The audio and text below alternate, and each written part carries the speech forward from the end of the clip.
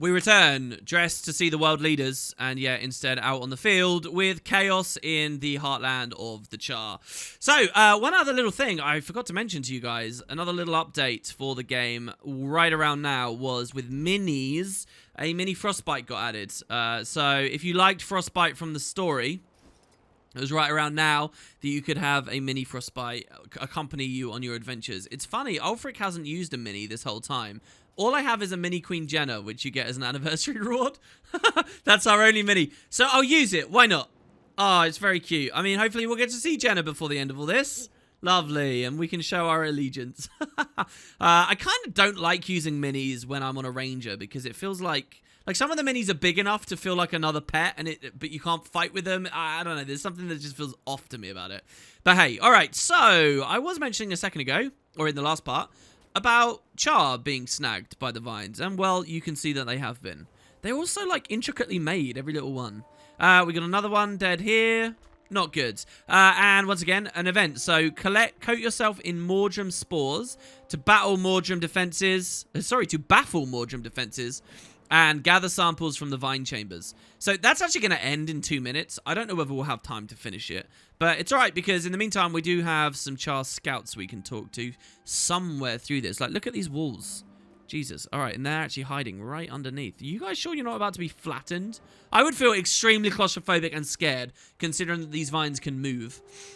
And wow, it's kind of like, are we under an Elder Dragon right now? Weird thought, no? Okay, so an Ash Legion Scout says, stay sharp. Those creatures could be back at any moment. And we say, will do, sure. And Brutus, this is the guy we actually wanted. He says, you've got talent for this. Listen, Tashius Stormbane is having a similar plant problems up north. Might be worth your while to help him out. Will do. Oh, what? Oh, we finished it. Look, this is meant to be designed that you've got to do one of the events and then it updates. The game seems to think I have contributed here when I totally haven't. I really haven't. I mean, like I say, we could try, but it's just going to end before we can do anything meaningful. But here, we do start to see vine chambers. These are a new thing. If we get near, we get pushed back. We would have to play the mechanic to actually get it. Maybe we kill a thrasher, we get the spore, then we can go to the vine, and we can release whatever's in it. But you'll see people get caught in these cages.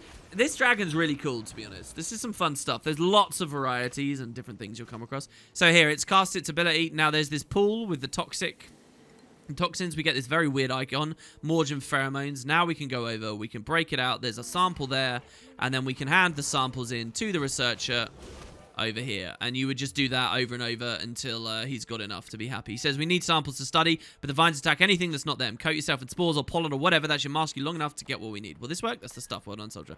Now, this event's going to fail. I'm not going to have time to do it, so we'll just move on.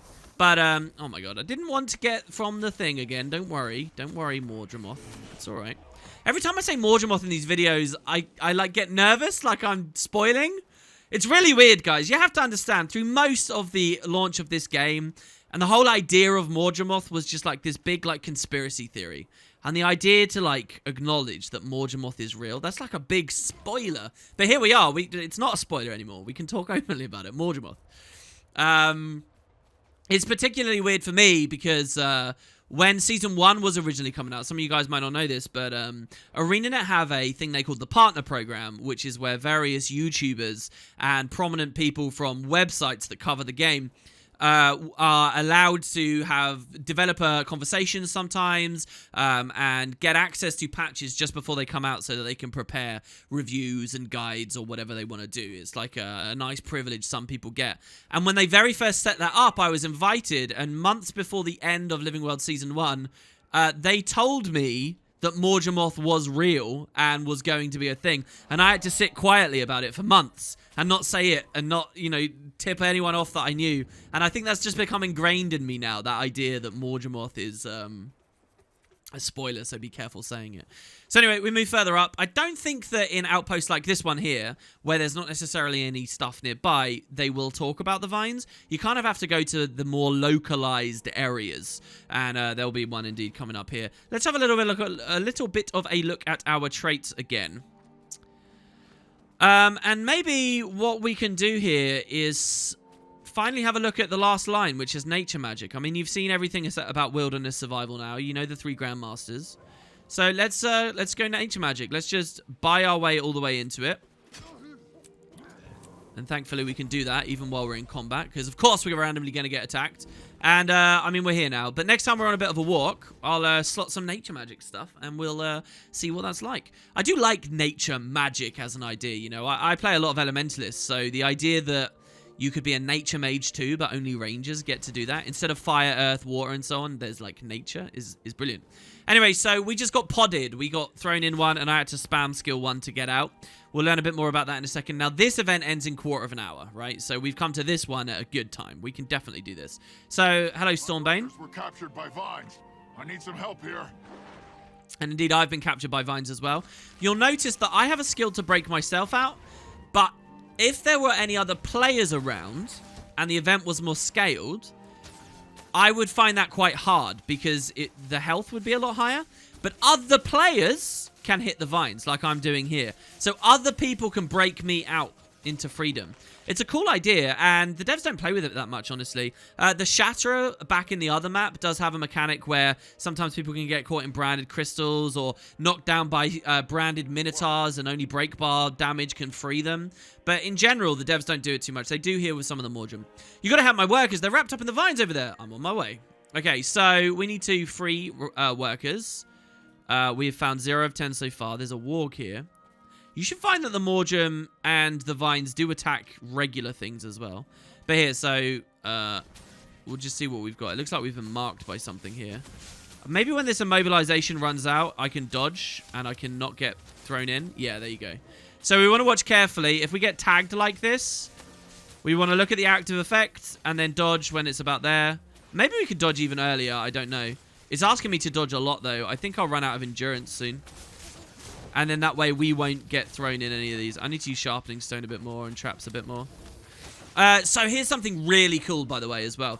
I've talked many, many, many times about one of my favorite... By the way, we can't condition damage these vine chambers, so we're kind of punished here. Damn, and I didn't dodge. I wasn't looking. So I've talked many, many times about one of my favorite things with this game, or any fantasy game that I'm playing, is when I have my mind set on one specific aspect of the story, one character, one region, one whatever, and all of a sudden there's something that reminds me of a totally different story. Looks like you can dodge at any point, like far away, and the two kind of come together.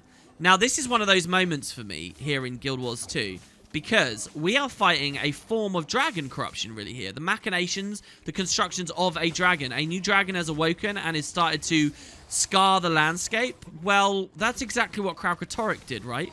And the two are in view of one another. Look how cool this is. That's the brand right next to Mordremoth's own version of branding. It's so wonderful to just see the two next to each other. And think of, like, the branded fighting against the Mordrem as they're, like, on each other's territory, on each other's perimeter. How fantastic. I mean, Dragon v Dragon is obviously an exciting concept, but to see it visually laid out like this.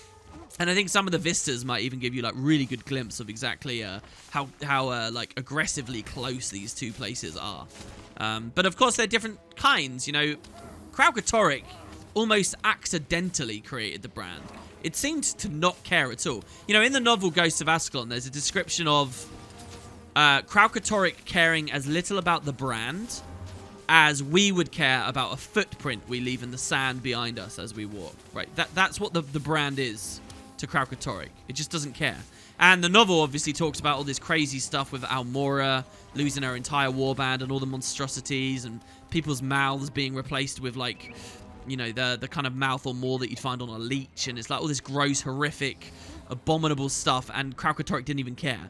Here we have Mordremoth. So does Mordremoth care about what these are doing? Is it deliberately spreading this stuff? I guess we'll see. So, Jesus, this is a hell of an event, honestly. For the way that we're set up, the game is definitely getting pretty hard here. I might abandon the condition damage idea by the end of the episode, if not during this episode. And we'll probably go back to some power stuff here, because as we lose gear, it's going to get really tricky. I might change my trap heal as well, you know, because the cooldown feels really long in it. I kind of really have to stand in it for a long time to get a good amount of value out of the regeneration and all the healing and stuff. But we'll see. So that's another pod. Again, I can't see what my dynamic event progress is like. It's kind of frustrating, honestly. Guys, I will cut it until we've got the last of the pods. You've seen pretty much the idea of the event. So I'll see you in a sec. Ooh, we went down here. We went down. Very scary. But I should be able to rally on that wolf. I don't know why, honestly. Even though I threw so much stuff at it, that wolf didn't actually take any damage. I guess it was being obstructed. And the other thing is, like, these traps aren't that good unless people actually come over to me. You'll notice that the healing trap will auto-trigger if you're low on health or if you already have a condi on you. It didn't work in the Oasis the other day because we weren't low on health and didn't have any condis. I'll tell you what we're taking a lot of damage from. It's the attack from these roots. The roots come down and they spawn all these little things that nip at your ankles. And again, I've been trying to give you guys a good angle on them, but they are really, really, really nasty when they get in there. Let's just try and take this next vine chamber out nice and quick. It just feels so horrible, right? Like, I'm doing all these big high power skills, and it doesn't care about condition damage, so I'm just, like, sitting there. This is really nasty as well. I got vine podded. No, there's nothing to rally on. Maybe we can get on this wolf. See all these little things napping at me? This does a lot of damage over time.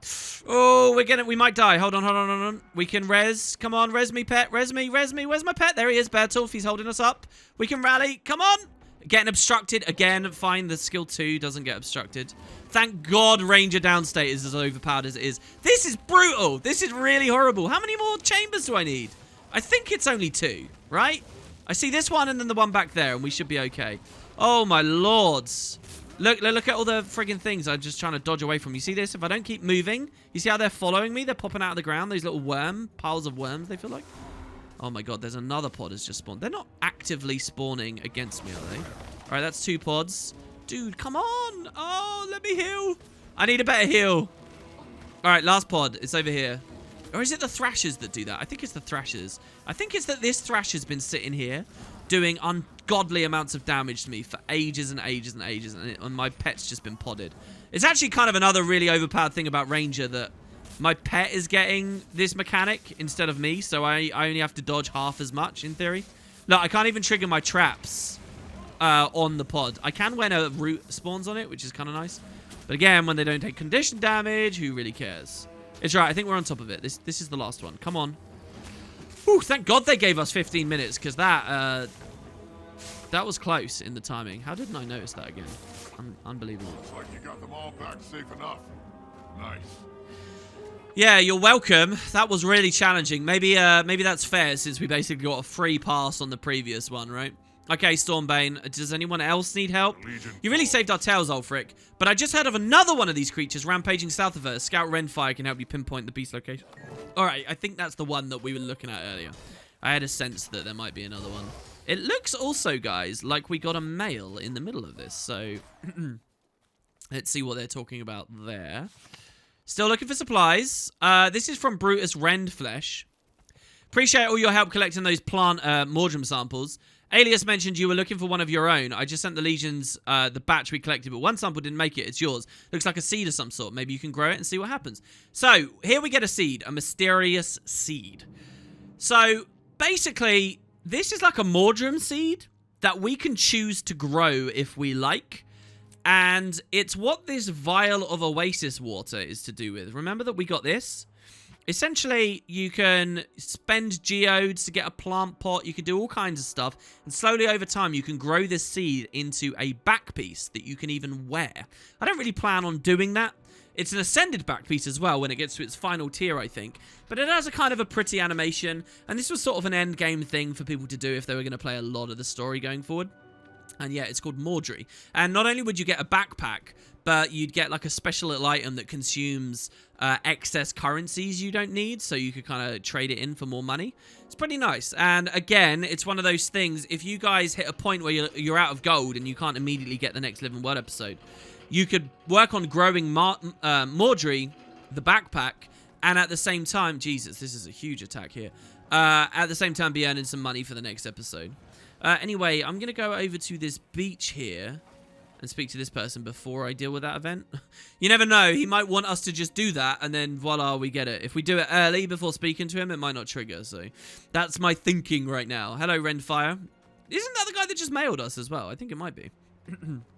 How's it going? Rely on iron, not false gods. Took your time, did ya? We managed to take out the wolf monster. Doubt it's gone for good, though. Keep your eyes peeled. Doubt I'll miss a giant green wolf. Is that it? So we get to skip that one as well, do we? I guess some other players in the area have been putting the work in. Yeah, there's a wolf that patrols the roads. It's probably the same creature we spied last episode as we were leaving the other area. Sorry I took my time. We got a mail. We were reading the mail. Thank my hairy back you got here in time. We've spotted a how do I put this? A walking wolf weed of sorts. Big nasty thing. Packs quite a bunch for a shrub. Show me where it is and I'll take it out. All right, never mind. We do have to do it. Rely on iron. Okay, so he's shown us where it is, and it looks like he's marked a event way down south. Okay, it's not the same one. This one isn't a champion. We're not being asked to kill a champion in the open world for the story. That's something that the devs never really do, because they want you to be able to solo things, and as far as ArenaNet is concerned, a champion is usually, if it's in the open world, is something for multiple players to fight. There are a lot of occasions in the core story and going forward where you fight champions or even legendaries in instances, but when it's in an instance, it's kind of different. They've just made it a champion to sort of show you it's this challenging thing. As far as open world's concerned, it's different. Now, it's taking damage, you'll see here, which means that there's a player there, and we want to actually get there nice and quick. Hopefully we don't run into too much trouble. Looks like it's another ranger. Very nice. He has a salamander drake, which is quite nice. See, now this is a big wolf. So, yeah, Mordrem wolves, I don't think I've talked to you guys about. What is there to say about them? It says deadly while flanking, and indeed they are. They'll jump on you, do massive damage. I love their faces.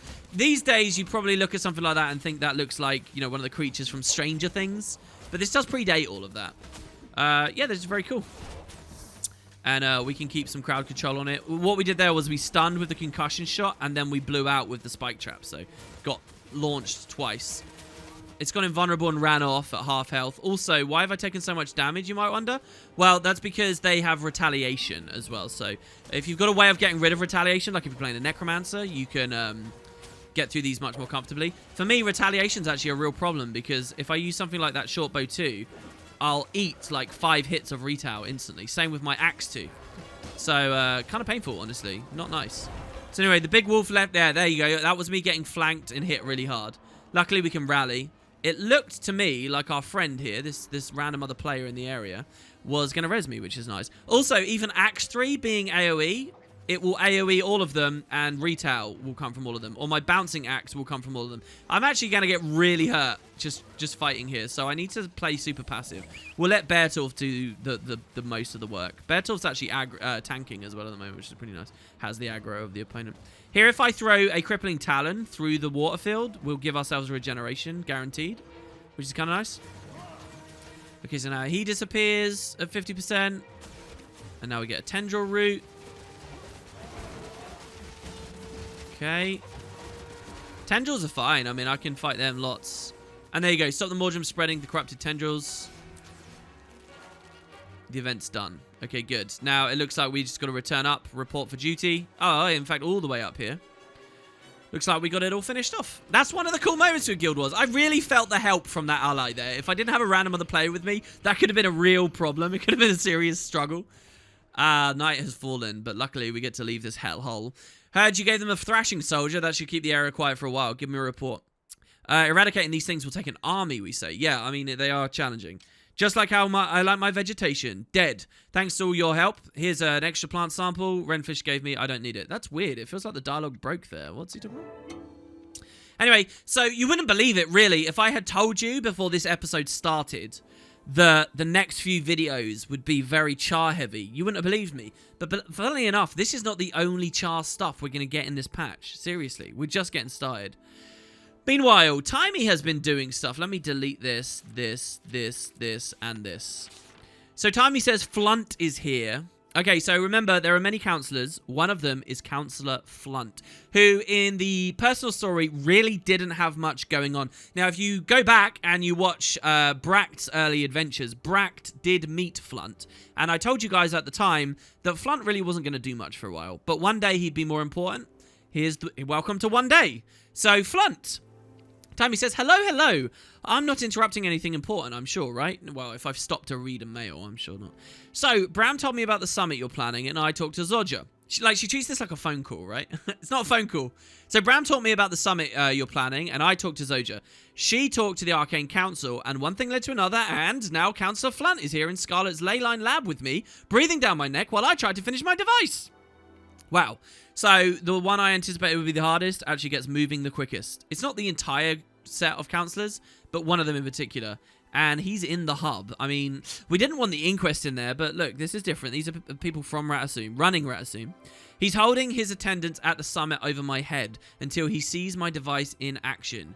You wanted to come distract him before I fry his circuits. All right, so show me. So, okay, and we're not talking about Omad's machine here. We're talking about this new Waypoint device that Timey is theoretically working on. So, yeah, we're going to head on over. And, oh, damn. I was hoping that I would be able to scroll the map in that bit of UI so that I could actually waypoint, but it didn't look like it. So, back to Iron Marches. Oh, sorry. We finished the story step, of course. Back to Dry Top as well. Jesus, I'm getting all flustered here. And the same walk once again through the upswept uplands to meet Timey. You guys, of course, don't need to watch it this time. We've seen pretty much all the juicy stuff there. I'll just cut right on. Oh, no, we haven't seen all the juicy stuff, so check it out. When sandstorms aren't going on, events can happen too. This is one of the standard ones. There's actually an event just like this right near the start of the map.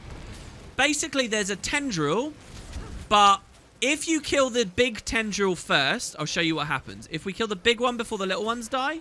Oh, I tried. Damn, the other guy knew. If you kill the big Tendril first, it will just respawn, and one of the little ones will die. So the idea is you've got to kill the little ones and then the big one. And did you see that vine wall that was blocking us off? That happens all over Dry Top. Like, there's a vine wall here. Again, I mentioned that there was one over here. There's another one.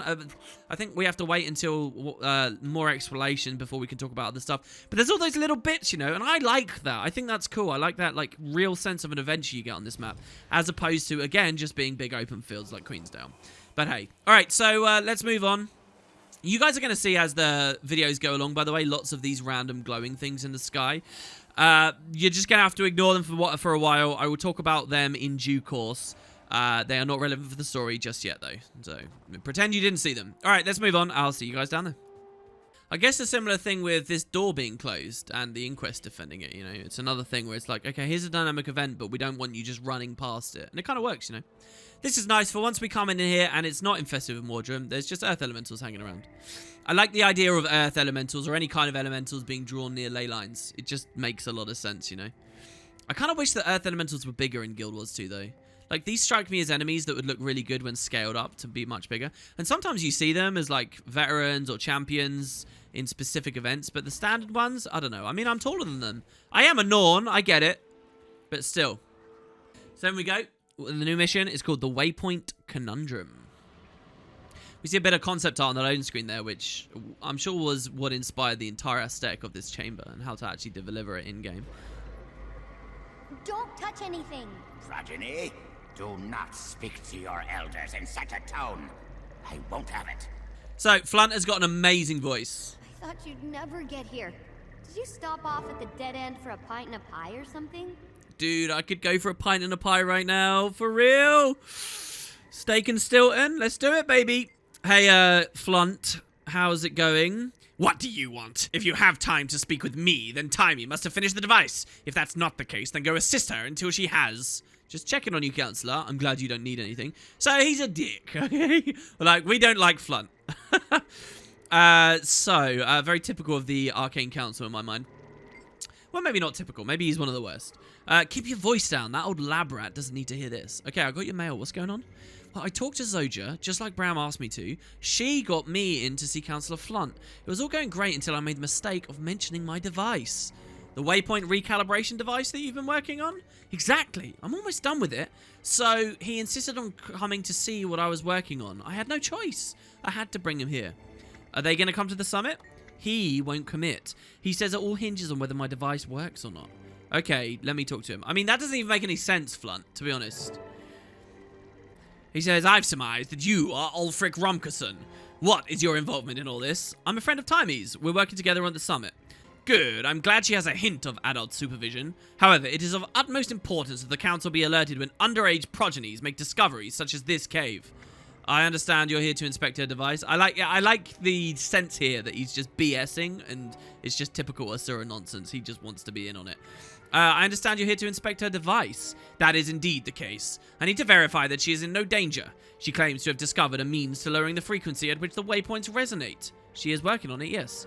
Golly, I'm right here. And I'm not just working on it, I'm almost done. It's going to save the waypoints. How close are you, Timey?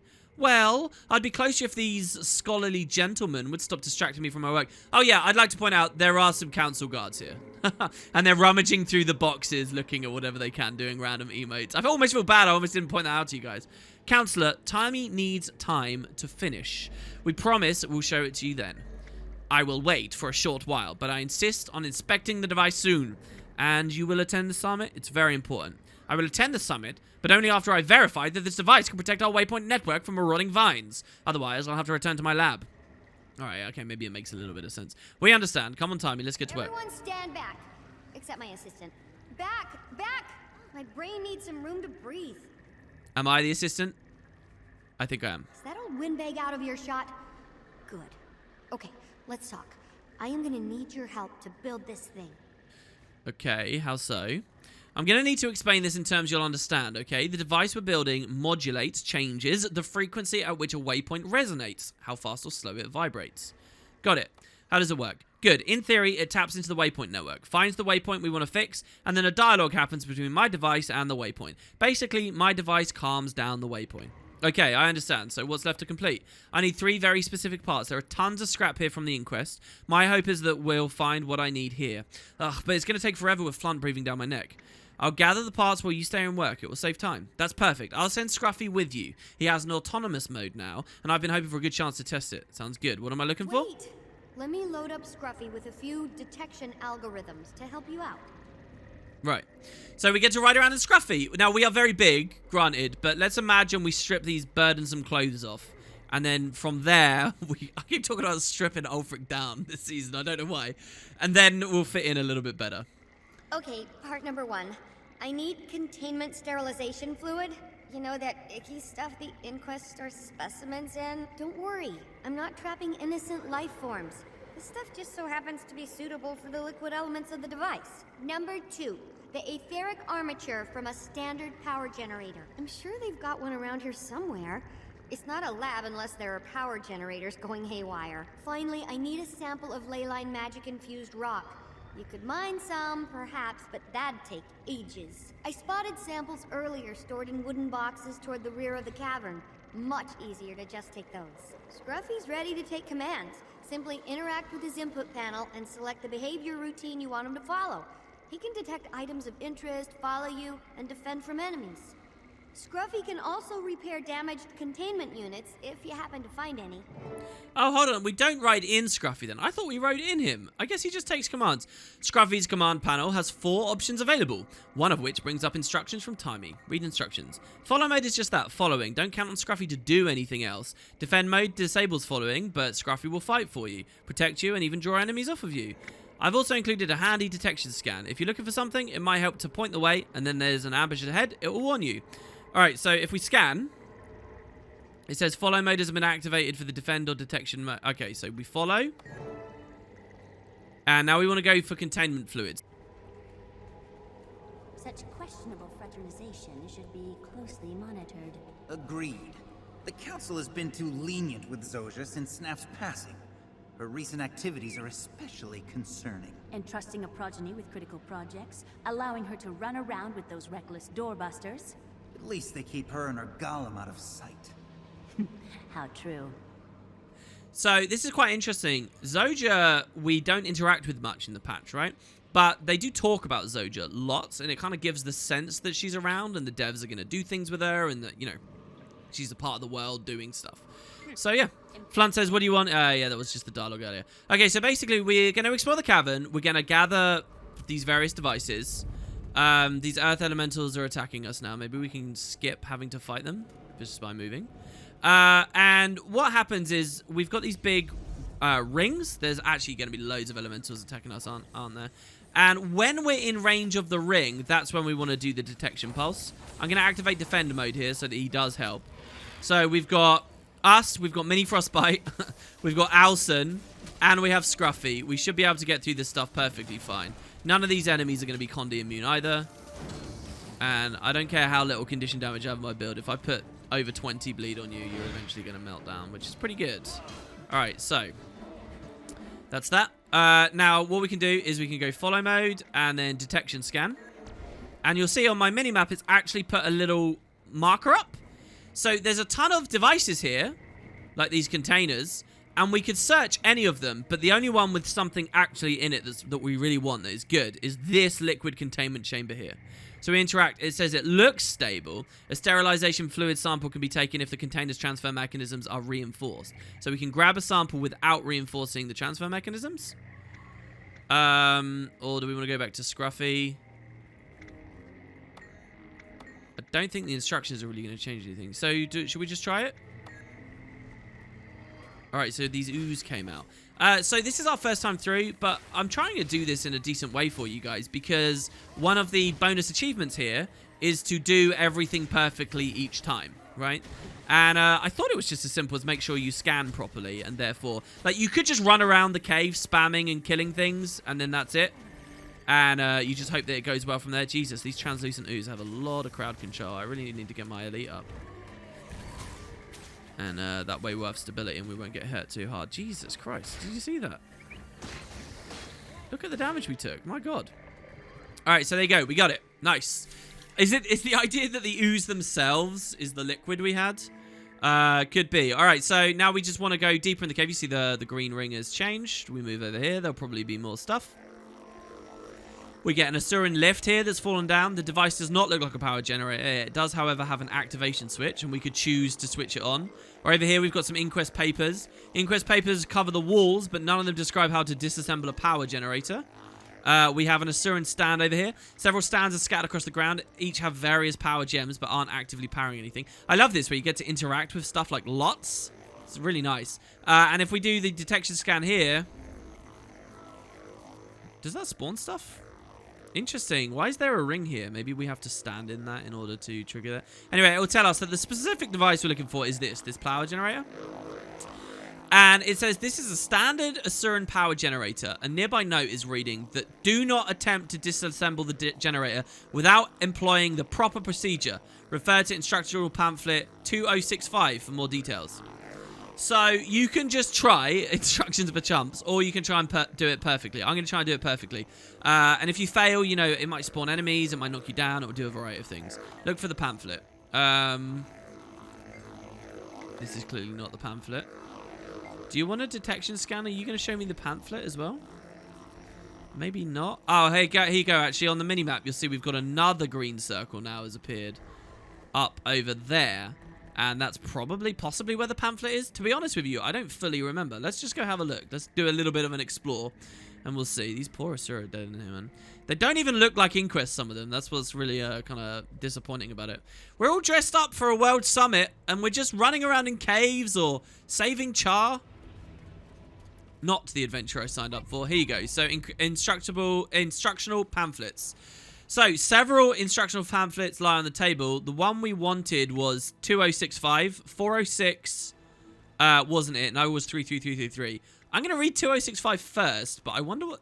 Let's just try the other ones. No, let's read this and see what happens. Important. Due to the overwhelming number of generator failures and malfunctions, we've posted disassembly instructions on our machines to increase our field specialist survival rates. First, shut down the generator, open its casing, disengage the etheric field's power stone panel. Do not disturb an active field. This will result in temporal anomalies. Okay, so we do need to remember this. In fact, I'm going to type it into my chat box, okay? So it's shut down, open casing, disengage etheric fields power stone, okay? So that's the way we'll do that. Now, if we go back, I want to see what these look like. 406. When dealing with rival crews, please remember the 3 rules of conduct. Their research is not sacred. They are inferior to the inquest. Take everything. That's a rule of conduct, is it? And 32323. The discovery of ley line-infused rock matter and zephyrite aspect crystals has persuaded inquest leaders to allow previously restricted experimentation methods. Yeah, think about it. All these new kinds of magic and stuff that people of this continent haven't been familiar with, suddenly available to them. All right. Oh, more elementals, it seems. So we'll just deal with you. I won't worry about Scruffy here. I shouldn't think it's going to be too big of a deal. Really, I didn't want to be facing that elemental the whole time, but Alson's taking his sweet time coming over. Okay, so here he's reflecting, so I'm trying to hit my cancel cast button. Okay, now he's stopped reflecting again. We got knocked down because our elite just ran out. Perfect timing. The random AI is actually being very efficient with its stuff at the moment. Alright, so good. And then that guy should die as well. We can get Alson to eat him. Cool. Man, Beast Mastery's been so good because really the damage from the pet has helped us a lot. We're not doing too much with the shortbow stuff. I should put Bonfire on, honestly. Out of the offhands, you've got Dagger or you could go Bonfire. Bonfire with the torch is better. It's a lot more damage. All right, okay, so the power generator. Now I'm going to open my chat box down here. So, glad I read the instructions. So the generator hums loudly. Its casing is closed. We've got 4 choices. God, it's like doing, you know, those rubbish exams, multiple choice exams. We could grab the armature from the field. No. They said don't mess with a field. We do want to deactivate a field, but before we do that, we need to shut it down. So we turn off the generator. It says shut it down, so turn off the generator. You turn off the generator. The humming noise subsides. Oh, and it actually did subside. Can you hear that? The audio? That's amazing. Now we want to open the casing. We could try and hit the field straight away or the armature, but no, we open the casing. You open the casing, revealing a power stone magnetized armature and its surrounding etheric field. And now we can disengage the etheric field's power stone. So deactivate the field. With the etheric fields off, you carefully remove each power stone from the panel. The armature clatters to the base of the generator. It's like we hit the last option as well, but it did them both at once. Grab the armature from the generator. Ta-da! We did it. That felt very good. That felt very point and clicky, proper video gamey. It made sense. I could visualize every step of the way. Brilliant. Okay, so that's 2. That's the fluid done. That's the core done. We just need the samples now, which, again, we can come over to the far side of the cave now. Obviously, we've got all these chests, and Scruffy can scan for us, and he'll tell us it's in that chest there. This chest looks unlocked. A chromatic light glistens along its edges. Open the chest. The chest is filled with several samples of ley line infused energy rocks. I added the word energy there. These other crates, there might have been a little bit of dialogue, but usually you just interact with them and it will like spawn an enemy or something, right? Or inquest might appear and so on. So there you have it. And again, that is what I just did there is an achievement, all right? The thing is that we don't get the achievement because it's our first time through, and thus you see why the complaining began. But hey, so yeah, nice. A really rewarding instance, this one, where it really rewards you for actually reading the dialogue and paying attention, examining things, getting a bit hands-on. I kind of wish I'd shown you every little bit of dialogue, but all the major stuff I'm pretty sure we got there, so it's not a big deal. I'm going to shoot that sparkfly behind us to give us swiftness as we run forward. Are you done? Yes, we are done. Jesus, patience. When do you expect completion? There you are. Got all the parts? Let me hop onto Scruffy and make the finishing touches. No worries. So on she gets. Look at that. I love seeing the inside of it as well. That looks like one comfy chair, to be honest. On the inside, that looks like a really comfy chair. The idea that the Asura value chair comfort is something I hadn't considered before. They're just big nerds. Well, Counselor Flunt, I'm sorry to report that I've completely wasted your time, and the waypoints will now all be destroyed by Mordremoth. What? Just kidding. My patent-pending waypoint recalibration device is now complete. Oh, you little degenerate. Turn it on. I'm gonna need to take this to the heart of the ley line chamber. Watch your step down the ramp. I guess this is the chamber. I mean, they just said. From the center here, we can hop on whatever confluence of ley lines OMAD's crazy box ran on. And once the device is fully active, it'll adjust the waypoint's energy configuration to be bland and uninteresting to Mordremoth. We missed a sentence there. I talked over it. She talked about OMAD's crazy box. You guys can pause the video and read that if you like. But yeah, she sets it up. Pretty nice. It's on and scanning the waypoint network now. So, did it work? Hold on, the network is vast. It may take a while before I know. How long? Best approximate estimate, a few weeks. A few weeks? Unacceptable.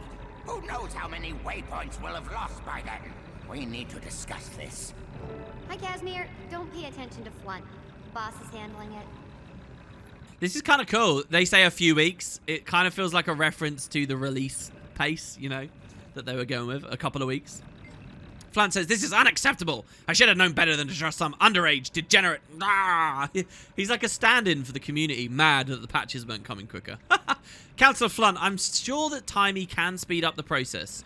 She'd better. I'm not attending anything until we have a working solution to the endangered waypoints. If you want me at your summit, you'll have to get her moving. I have to say, guys, by the way, just as a complete random note, IRL, it's January, so it's getting dark really early. And I'm looking out my window as I've been recording here, and it is genuinely one of the most miserable looking days in terms of weather I've ever experienced in my life.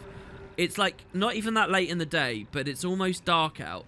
The sun is trying its best, but it's just pure canvas of nasty grey clouds, fierce winds, and sharp spitting rain splashing against the window. Not in like a comforting way, in kind of like a Halloween horror way. It's really grim. It's a horrible day. I'm in a great mood, but Jesus Christ. And also the sun sets so fast here, and the clouds have come over so thick and heavy here. I'm basically in a dark room now because I haven't stood up since playing Guild Wars today to turn the lights on.